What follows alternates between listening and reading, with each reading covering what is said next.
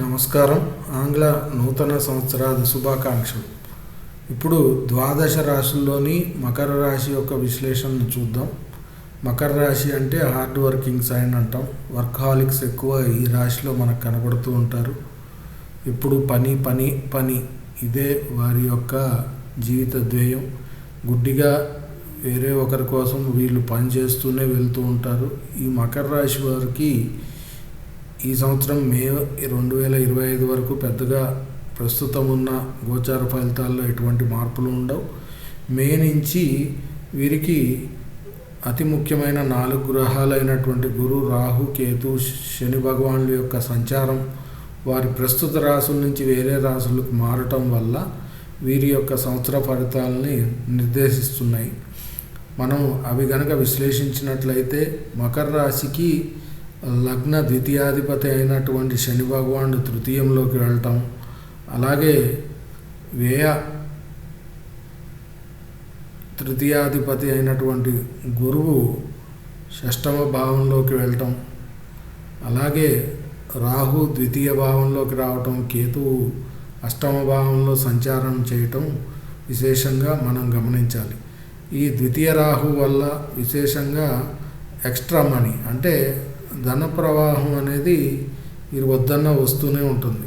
అయితే ఇక్కడ వీరు ఎప్పుడు పని పని అనే తత్వంతో ఉంటారు కాబట్టి వీరు విశేషంగా గురువు షష్టమంలోకి వెళ్తున్నాడు, అంటే వ్యయాధిపతి షష్టమంలోకి వెళ్తున్నాడు. అది విపరీత రాజయోగాన్ని ఇచ్చినప్పటికీ కొంత ఆరోగ్య భంగాలు అనేది జరిగే అవకాశాలు ఎక్కువగానే కనపడుతున్నాయి. కోర్టు కేసుల్లో విజయం సాధిస్తారు.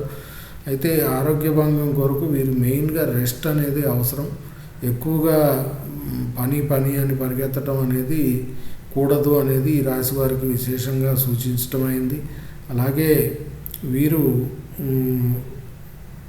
మెయిన్గా గురువు